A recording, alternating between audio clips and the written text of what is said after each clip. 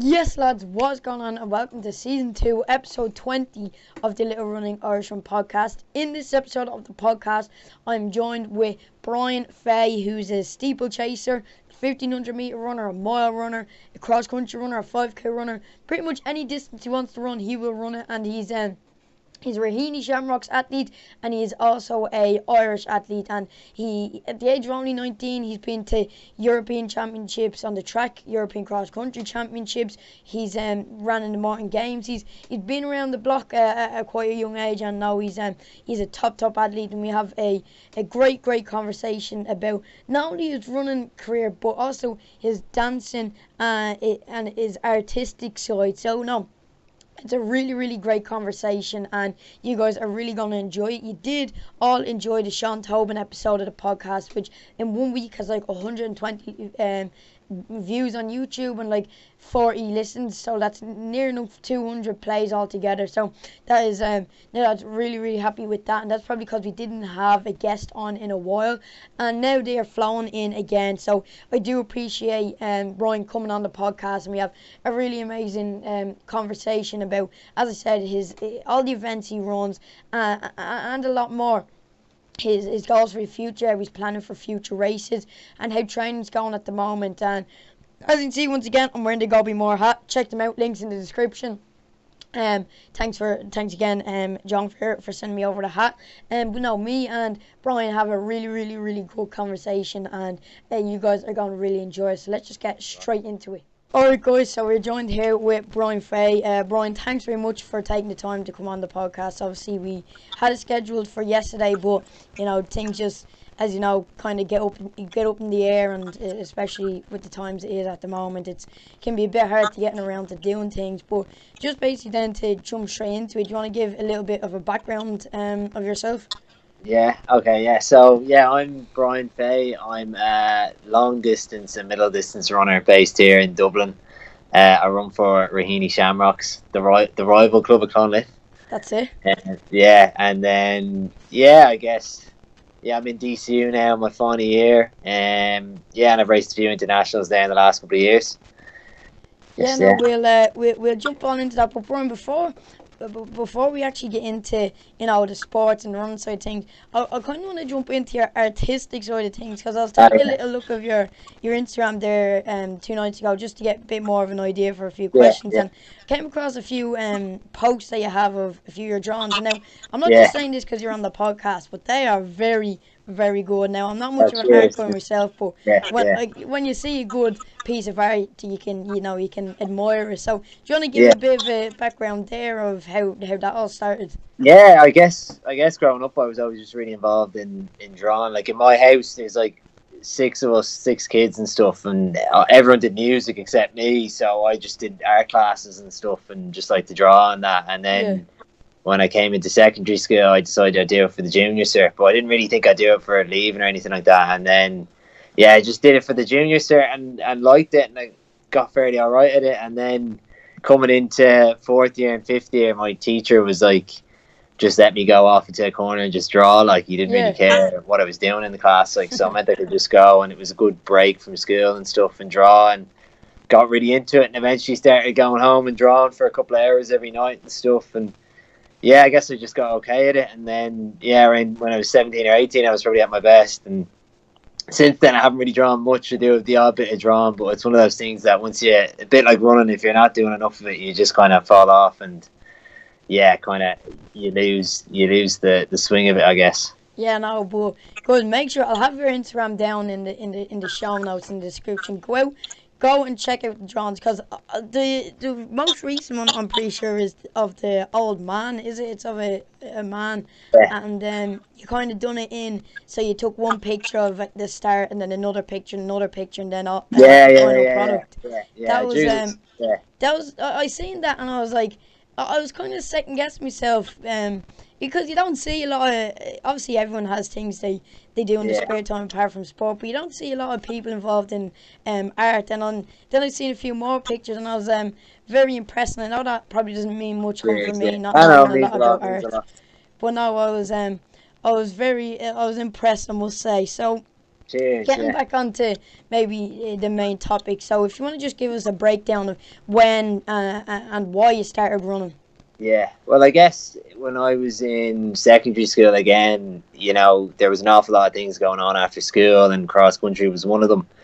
And I think I was about 13. I did a bleep test, and I did quite well in it in my class. And then the teacher, Brendan O'Shea, who did cross country, was just trying to rope me in to do all the cross country races. And at the time, I'd be running away from him on the card. I really didn't like the idea of running cross. And yeah, I remember when I started doing it, I hated it. Like I'd run too hard on the first lap, and then I'd just be gassed. And then it's like, when you're a junior, I think you're only running, was it like 3K? Yeah, 3K. Yeah. And like after K, I'd be like, oh man, I'm in bits here. Like, And then after that, I try and just not get roped into doing it again. But then I think as I got a little bit older, and I kind of, I was doing an awful lot of sports in school and in primary school. But when I got a little bit older, I think a few of them just phased out, and I kind of just stayed in the running and stuff. And I think like Ronan Duggan and Brendan O'Shea, who are both my teachers in school and were my coaches as well, they were really supportive and stuff. And I remember, like, I didn't think I did have much talent or much of a future in running or anything like that. And Ronan Duggan would like pull me aside and be like, "Oh, Brian, you have so much potential if you just put your mind to it and stuff." Yeah. And sure, when you're younger, you're kind of like, "Oh yeah, I remember he was selling the idea of going to the States and a scholarship, and you're like, "Oh yeah, that'd be class, like, Yeah. And I think from there, I just got a little bit more involved the older I got, and it was kind of around when I was like 17 or 18. I was kind of in your situation. I was kind of doing a lot. Like I was doing the leaving cert, and there's a lot of study involved in it and stuff. And I was like, oh, it'd be great if I get a bit of running, because there was night study on in school between 6 and 9:30, and sure, I had to entertain myself somehow between 3:30 and 6. Yeah. So I might as well just train every day and stuff. So I ended up, taking up running more seriously, I guess, around then. And then it all kind of came to fruition, or whatever that word is. Yeah.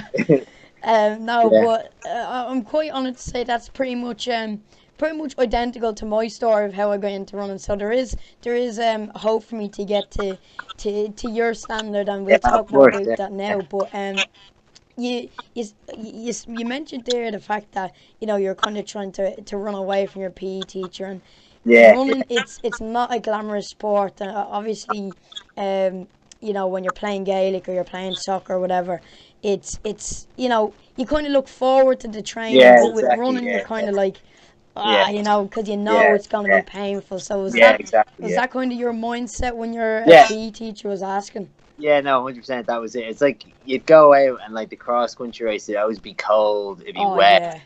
You'd have to go out and you'd be absolutely gassed. Like you'd be putting everything you could in, and like I was finishing well back in fields, like in like the 60s and the 50s and stuff, and you just feel like you're just like, it wasn't a pleasant experience, like, I think when I started getting more involved on the track, and like it's good weather and there's a lot of people involved in it, and it's just faster stuff. Yeah. And like I thought, like for me at the time, I wasn't even thinking like, oh, I'm better at the shorter stuff than the longer stuff. I was just thinking the shorter it is, the quicker it's done. Like, exactly. So I kind of got a little bit more into it and started appreciating cross country a little bit more after I jumped on the track.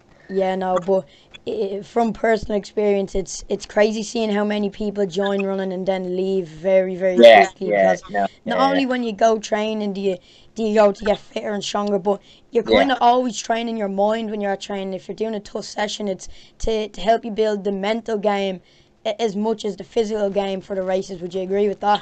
Yeah, no, I think so as well. And I think after a while you kind of get used to the pain, I guess, of cross country, and you kind of embrace it and stuff. I think as well, once you start doing well in races and that, and like you see the benefit of hurting and that when you're running and training, I think you kind of get a little bit more of an appreciation, and you're like a bit addicted after that, like, definitely. No, the feeling after the race, pretty much no matter where you finish, once you cross that finish line, as soon as you cross the finish line, no matter where you finish, it feels like a weight lifted off. But then when you get your breath back, and later on in the day, maybe if you didn't do so good, then it kind of catches up to you, and then you get a bit more disappointed. But now the feeling straight after finishing a race is priceless. Yeah, no, it's good. Yeah. I think as well after you run fast as well, and like I think that's how I kind of stayed involved in running over the years. Was once you have one or two good performances, then you just get that buzz, and afterwards you're like, that was class. Like Yeah, nah, and let's do it again. like with a sport like Gaelic football, for example, if you have a training session, doing well in a training session is nowhere near as good as doing well in a match. But Yeah, doing well in a running training session has nearly the same feeling as doing well in a race because the pain is nearly, equivalent to each other. yeah, exactly. Yeah, I think as well. Like I always found, I played Gaelic for Nafina up until I was about 16, I'd say. Yeah, And I always found between like individual sports like running and stuff and team sports, when you cross it like a finish line, like I did that, no one else carried me across the line. yeah. And sometimes in a football game, you'll be thinking, all right, I sat on the bench there for the first half or so, or majority Yeah. of the game, so it didn't have much of an impact. So Oh, I that's the guess, thing. And that kind of leads on to my next point there. So you mentioned there was, a few things, activities that were after school, and you took up running, and you mentioned yeah. Gaelic there. So what's your Gaelic background looking like? Do you still do bits Oh, every now and then, or nah, is that completely gone out the window? yeah, it's completely like outside of running. Running's the only thing I'm doing at the moment. But yeah, no, I started playing Gaelic when I was about 3 or 4 in the nursery down in the Fianna. And I was never particularly good at Gaelic. I was always so small and stuff. And like the Fianna is quite a good club and that, so I was usually on a few of the weaker teams. Yeah, yeah, The B or the C team. Oh, sorry. Yeah, and then so I wasn't particularly good at Gaelic, but I loved it, to be honest with you. And I loved playing football, soccer. I never played for a club, but loved that growing up as well. I just loved team ball sports, I guess. yeah.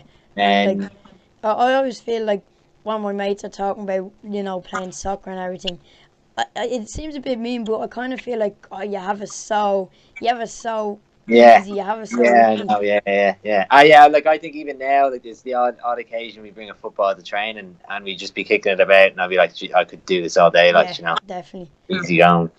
No, that's Yeah, like pretty yeah, much everything you're saying now is kind of very like similar to my experiences. yeah, So it's good to see. I played the guitar from a very young age, and yeah, the same. I was never particularly good at it, and the same reason as you. I was never the biggest man on the pitch, yeah, and yeah, I never played soccer for a team. But now I do love kind of playing with yeah, it. It's just not as like you can go out and have a game of football with your mates, whatever, and it'd be great crack. But even yeah, if you're out on a run with your mates, it's still it's kind of always nearly the same intensity. yeah, And it's exactly.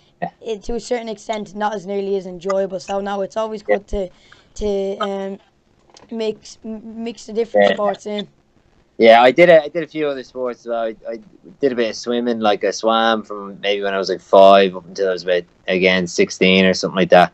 So obviously when I was younger, it was all swimming lessons, and then when I got into secondary school, it was more doing proper lengths and stuff. Yeah, And I played like coming into school, like I wouldn't have done any of the sports before coming into secondary school, but then got a little bit involved in rugby and played rugby for a year or two. Again, I was just so small, so I wasn't particularly good at that. And then played a bit of cricket as well, which was a bowler, but for a bowler, you kind of have to just like be quite strong to throw the ball. yeah, So when I was like 12 and 13, I was all right at it. And then as I got older and everyone got bigger, I'd just be able to bowl the ball straight, and then yeah. everyone just able to mill the ball. So wasn't particularly good at that either. And I did other stuff, like my family were mad into Irish dancing. So I actually Irish danced for, No way. yeah, Cricket and yeah. Irish dancing. To be fair, Brian, I didn't think I'd be hearing this out of your mouth tonight. Yeah. I danced from when I was like 4 up until I was about 12. Yeah, And I danced a good bit, like because the obviously not an awful lot of lads dance, yeah, or Irish dance. So I meant in my dance school, like I'd always be dancing up age groups and stuff because there's only like 3 or 4 lads in the school. So yeah, I'd like when I was growing up, I'd be doing like 3 or 4 hours of dancing on a Tuesday and Thursday, So yeah. I guess that got me a bit fit. No, Uh, definitely.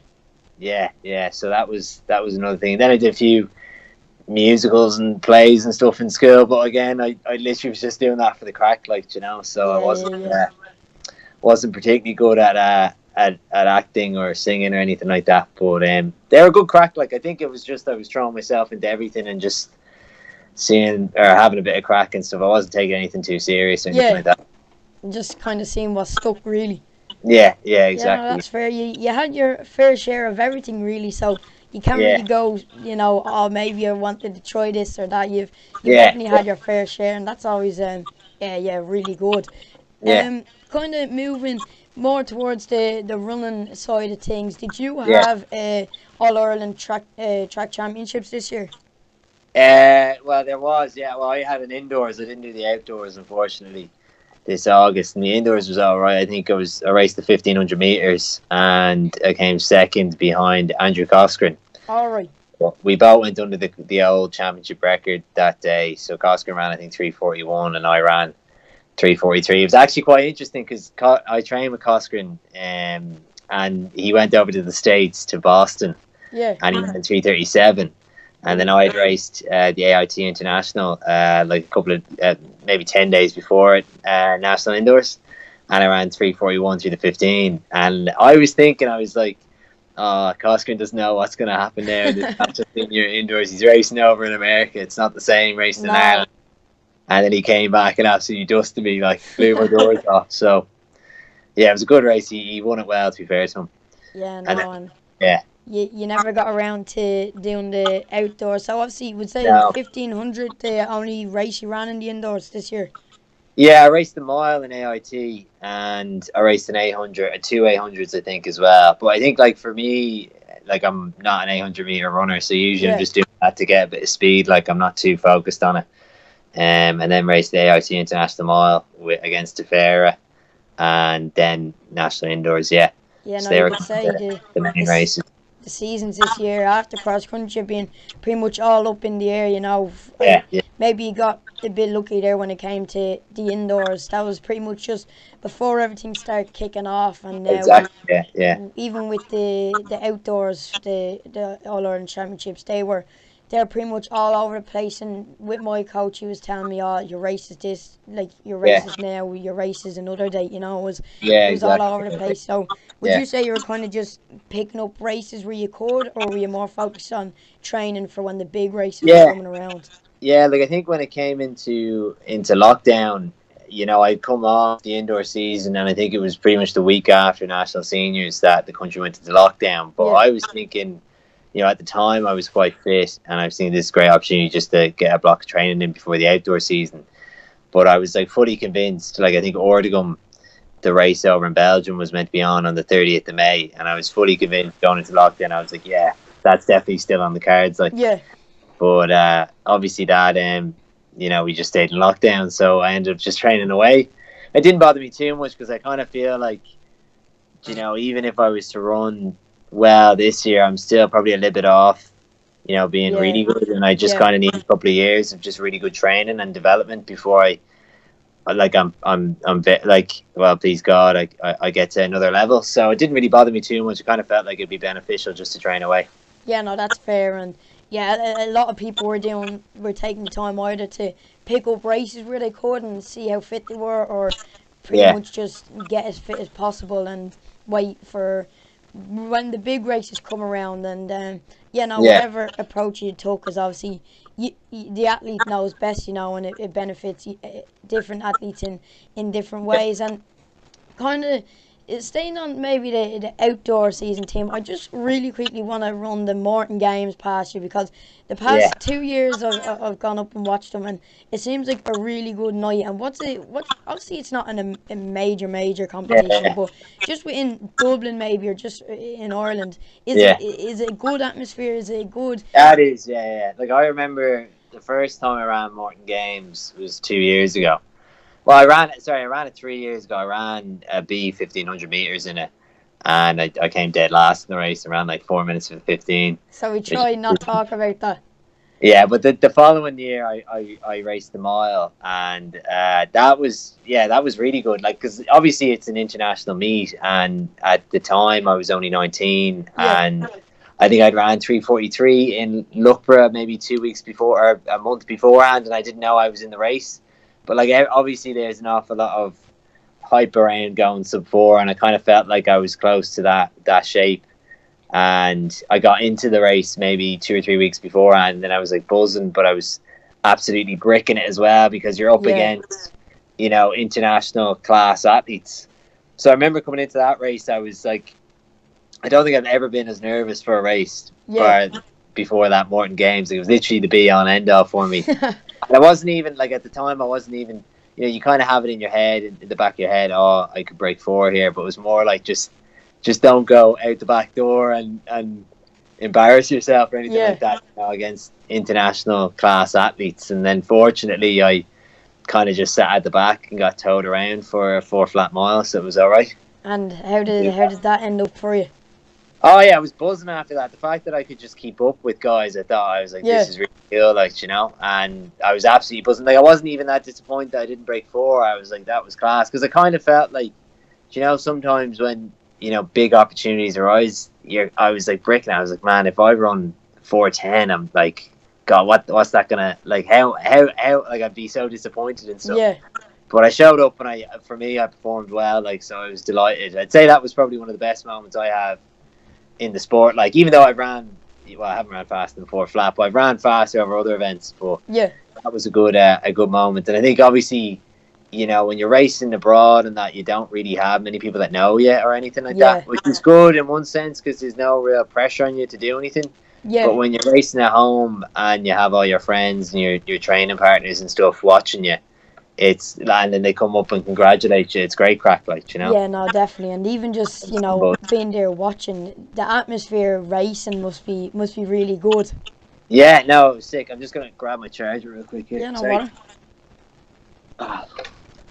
Yeah, no, it was fairly class. Like, I think, just having the whole training group around me and that day was really cool. And then everyone was coming up and like congratulating me and stuff. So it was sick. Like, I was buzzing after that day. I think the following year I was in the 5K, and around 14 flat. I was happy with that run as well. But I think Morton Games 2 years ago when I was 19 was my first kind of proper exposure to like really top, like international class field, like, so you're very overwhelmed with it. As the following year, I think I had a little bit more experience, so it wasn't as I wasn't going in thinking it was the Olympics or anything like that. It was like, so that was okay. No, and do you know Nick Simmons?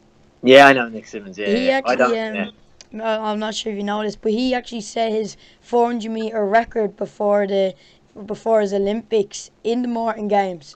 Nice. Okay. Yeah. So I remember him mentioning that in a video. Or no, actually, it was I shot him a text before, and he actually got back to me about it. Really? And then he told me that he says 400-meter PB, which still stands to this day in Dublin in the Morton Games. So no, that's a little fact for you there. But no, I'd say hopefully in maybe 2-3 years I'll be able to run the Morton Games, because even though like internationally, like outside of Ireland, I know loads of athletes from outside of Ireland racing it, but in terms of big events, it's not the biggest, but inside of Ireland, it's a pretty big deal, and everyone kind of wants to race in it. So hopefully I'll be able to racing in a few years' time. Yeah, exactly. And especially being on home ground, so I'll have to put in a shift.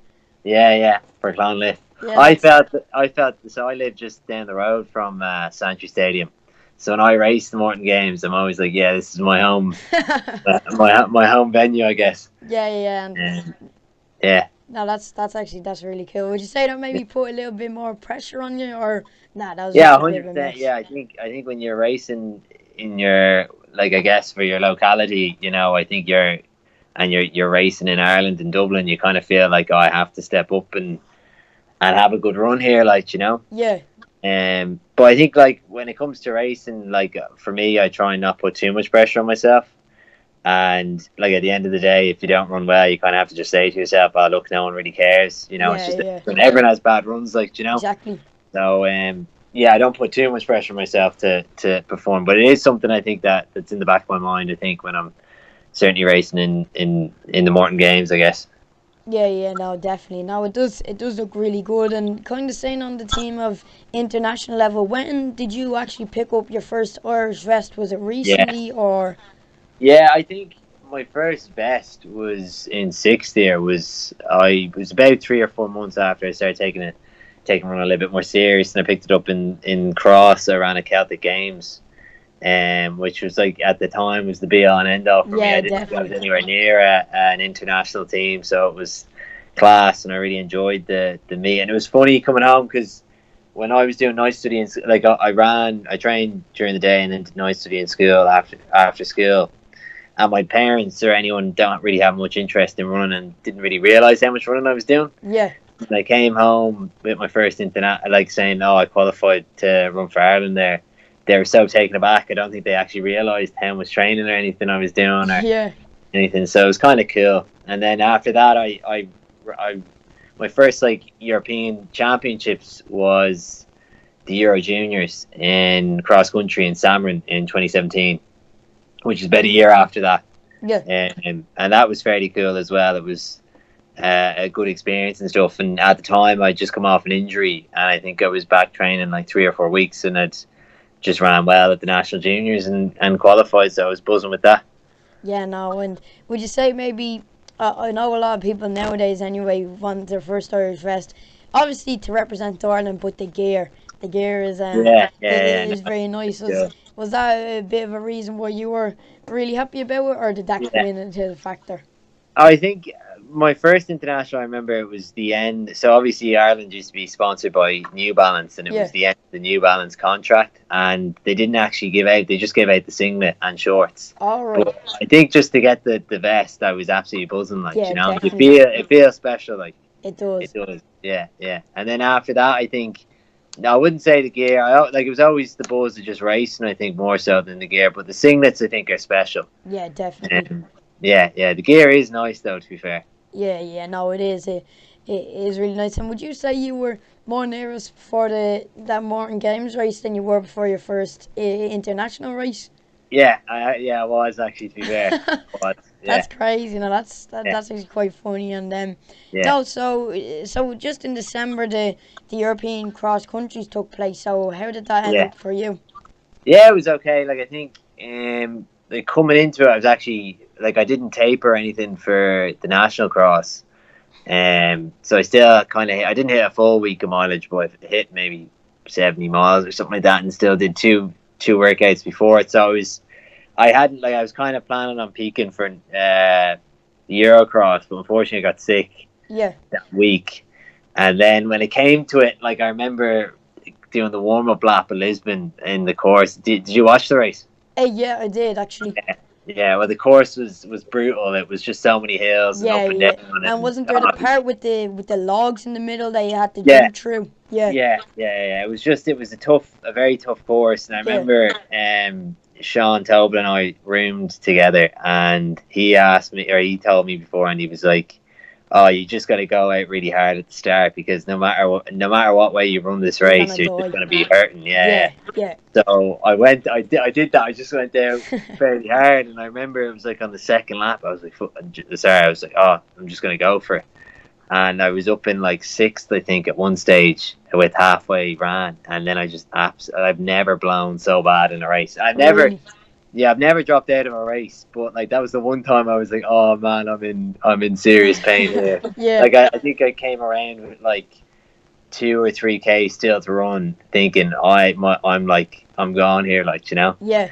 I just swam around and finished, I think, 20 seconds, you know. That's not But I was even just bad for yeah, dying out. That's pretty like yeah, respectable yeah. spot. Yeah, it's like I remember running it, and my head was rolling, and my eyes were rolling, my jaw was swinging, and I was just thinking, oh, just try not let as many people pass you. Just try and hold on to every spot you can, Yeah, like, and then finish the race. And I was knackered. I remember when I was cooling down, Sean Tobin was warming up, and then he was like, "Any advice on how to race this?" And I was like, "Well, definitely don't do what you're gonna do and go off too hard."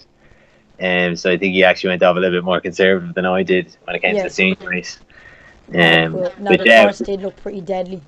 Yeah, no, it was tough, but it was a good experience nonetheless. It was like the under 23 cross and just under 23 level, European level is actually quite good. So I was still happy to finish 22nd in the race. It was cool. And who, I remember watching the race, but who were the big guys, the big dogs, you could say, in your race? Were you in the race with Ephraim and Jakob Ingebrigtsen? No, they were the junior race. I was in with Gressier. The French Gressier. Lad, is he? Yeah, the French fella that likes to celebrate. He likes it with his knee slide and he face planted into the ground.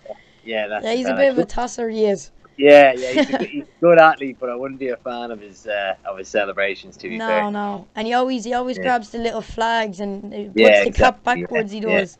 Yeah. I remember after, so my parents, they wouldn't, like, my dad doesn't really watch much athletics, but he'd watch me if I'm running internationally. And I remember he watched that race and he saw Jimmy Gressier win it, and he was like, "Brian, I hope one day you can beat that fella." I was just about to say that.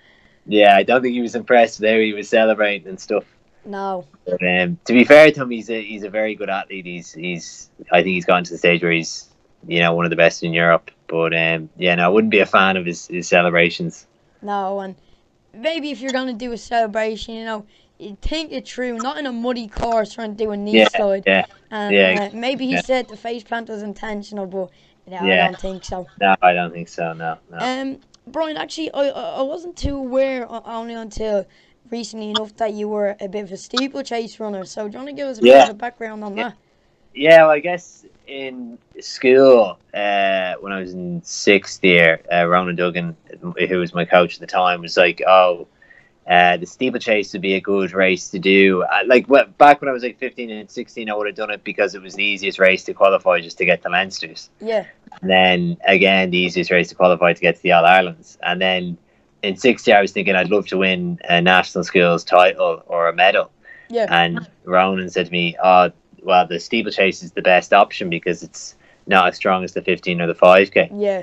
So I ended up just doing that, and I won the national skills there. And then I think after that, it was always something that I kind of considered doing down the line. And I think as well, when it comes to like global championships, it's probably the easiest thing to qualify in.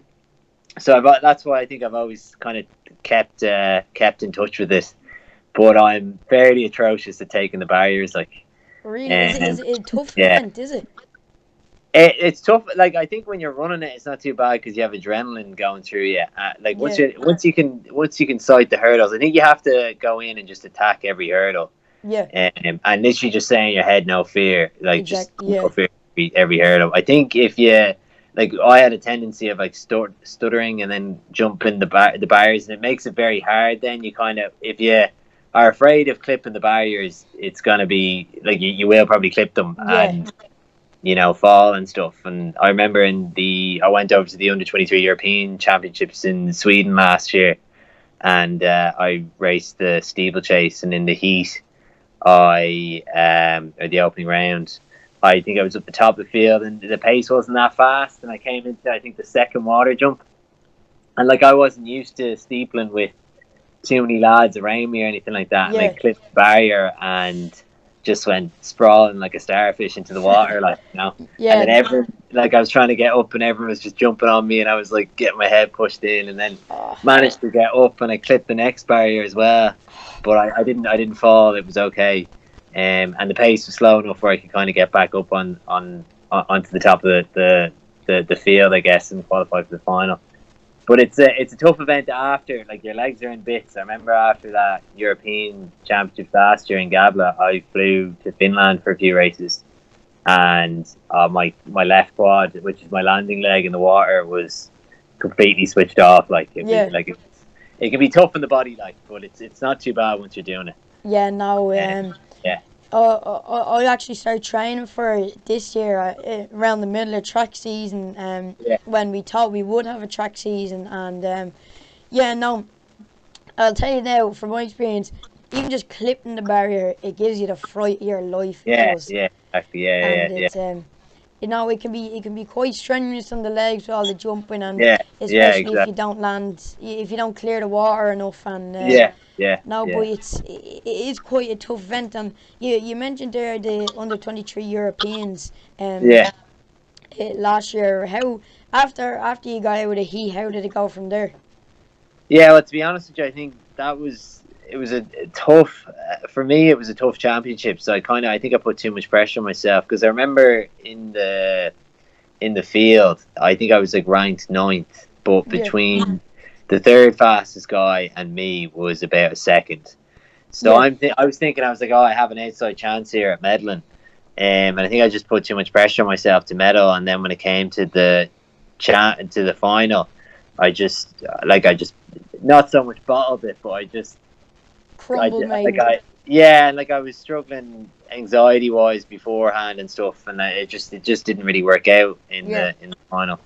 But look, I think that's running. Like some races are good and some aren't. Yeah, exactly, and Yeah, especially the steeplechase, I think is probably the most unpredictable race on the track. yeah, yeah, exactly. Yeah, And like you said there in your heat, even though you made a recovery to get into the final, maybe another yeah, athlete wouldn't have been able to do so. And no, like I'm not sure if you remember Evan Yeager a few years back when yeah, he was yeah. trying to get under I 8 for the remember. first Yeah, he time. hit the last barrier. Slipped the Yeah, last barrier, even though he yeah, set a new national record. He didn't get yeah, under 8, and yeah, yeah. it's just really unpredictable like that. Yeah, it is. Yeah, I think even in that race, I think the favorite was like he was a clear favorite. He was about 10 seconds quicker than and 15 seconds quicker than most people, Yeah, and he came one or two places in front of me, and I finished well down the field. Like whoever won it, I think was on paper was only a second quicker than me. It yeah, was a very open race. Like yeah. No, it is. It is very unpredictable race, and steeplechase, you can from like my training doing it, not only is clipping a barrier scary, like you said, with lads around you, it can be yeah, during the race it is very mentally challenging, not only pain wise but also having then to jump barriers and having to be aware of your surroundings. It can be a lot more mentally challenging. yeah, yeah, 100%. I think that's the tough thing when you go from a national steeple to European steeple or like international steeple.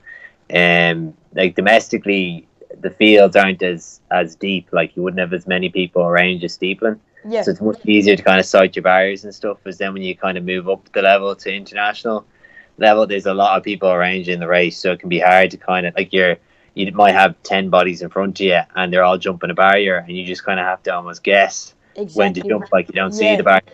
So it's tough when there's people around. yeah, no, definitely. And with everything that's going on at the moment, has training wise, obviously race wise, with the numbers rising and everything, and you can't have people really gathering. Races are quite unpredictable at the moment, but you can pretty much control your training 99%. So has your training changed a lot since more restrictions or anything come in, or has everything pretty much stayed the same? Yeah, I think it has changed. Like obviously with the level 5 restrictions and stuff, it means you can't really train in a group anymore, which Yeah, is like I've only really ever trained in a group, and it wasn't until the first lockdown that I started really doing all my sessions on my own, which is I find quite tough. Like I'm not as good at pacing myself because I'm always judging myself off the watch and like, oh, I was faster last week and that. As when I'm in a group of people, I kind of forget about the watch and I just run. yeah. So yeah, that's kind of a struggle. I'm not looking forward to that, anyways. In No, this definitely lockdown, not. yeah, but Yeah, it's not too bad. I guess like within my 5K, I still have the Phoenix Park. I still have Sancho Domain, so I'm not in the worst spot. yeah, and actually yesterday, Legs Ireland came out that school-aged athletes can, under supervision of parents or guardian, can Yeah, attend training outside 5 kilometers. So that's really handy for me because out here in Blanche, obviously Santry's way over yeah, 5k away. I think it's about 13, 14k. yeah, So yeah, yeah, I really wasn't looking forward to training on my own, and yeah, getting a run in maybe is a little bit is a little bit more easier maybe on a Monday and Wednesday when I'm not with the team, because Yeah. with a run you can kind of maybe slack on the warm up or the stretching wherever and just get it done. Yeah. But I feel like when it comes to a session, even though the actual running part might be a little bit shorter, the Yeah. actual warm up and the preparation maybe Yeah. is a lot more strenuous, you could say, and takes up Yeah. Yeah. Yeah. a big portion of your time. So I Yeah. was really happy about that, and it was the same with me. Over the first lockdown, I wasn't able to get out with the team, and Yeah. it was getting really repetitive and maybe a little bit not boring, but maybe a bit lonely. And Yeah. Yeah. Exactly. That's it. Yeah. Just yeah, and lonely. Yeah. um, it's always good to have that social aspect. And as you said, I'm the exact same. It's a lot hard. I feel like it's a lot harder to push yourself when you're training on your own, because when you're training in a group, you kind of know who you can stick with and maybe who you could Yeah. be chasing, so that Yeah. gives you that little Exactly. bit of an edge. But Yeah. when you're on Yeah. your own, I feel anyway, I get a lot slower times in the sessions. Yeah, yeah, you do. Yeah, and I think as well you kind of get very caught up with your splits because that's the only thing you can kind of judge yourself off. Yeah, exactly. As when you're running with a group of people, you can kind of judge yourself off other people, how you're going and stuff, and you Yeah, don't get too caught up in the splits or anything. yeah, no, definitely. And Yeah, as I said, with races being unpredictable at the moment, this question might be a bit hard to answer. But looking forward, maybe past like really really hard restrictions, what are a few goals for the future? yeah. I don't know. I think an awful lot. For me, I never really I wouldn't be looking at like this summer coming and set like times or something, or say I have to run this or try and run X, Y, and Z. I think for me, I just have to try and get a little bit better. Yeah, I think I'm not at the level yet where I'm qualifying for major championships or international championships at a senior level. So I think I just need to train away and focus on getting a good bit of training done for the next year or so, and hopefully be able to race well somewhere down the line and be good, yeah. Fingers Um, crossed. So, will yeah, will we be seeing you in the 2023 Olympics? yeah. So well, who knows? We'll see. We'll see. We'll cross that bridge when it comes. But Exactly. yeah, we'll aim for it. We'll aim for it, sure, and do my best, I guess. Yeah, that at the moment all you can pretty much do is train, and then when any races that come up that suit you, hop into them, see where your fitness is at, and then go back to the drawing board after the races. I think that's what's going to be like over the next while, and it's going to be hard maybe to target a few different things. Obviously, with maybe an athlete like you who does an event like the 3K steeple and Yeah, maybe a 1500, it might be hard to know what sessions you could be doing or what split or what times you should be running depending on what event you should be doing. But I think at the moment where it's real unpredictable, it's just getting all around good quality sessions in. yeah, exactly. Yeah. No, that's right. But look, I wish you all the best with training and hopefully races in the future. And thanks for taking the Yeah, time to cheers. hopping on the Yeah, and I podcast. wish you all the best as well with the steeplechase and just training in general. Hopefully I can get around Yeah, to doing a little bit more training in the yeah, next year. yeah. Maybe one day we'll be lining up together in Morton Stadium. You never know, or in Yeah, the Olympics. yeah, exactly. You Yeah, never know. yeah, So yeah, yeah. fingers crossed. Keep you up to date over on Instagram. But now, as I said, thanks for hopping on the podcast. I'll leave your Instagram and everything down in the description in the show notes, and make sure to check out his Brian's drawings over on Instagram, because I'm not even just saying to say they're very good and some quality running content over there as well. So Cheers. Thanks. yeah, appreciate you coming on, and thanks everybody for listening or watching. Bye.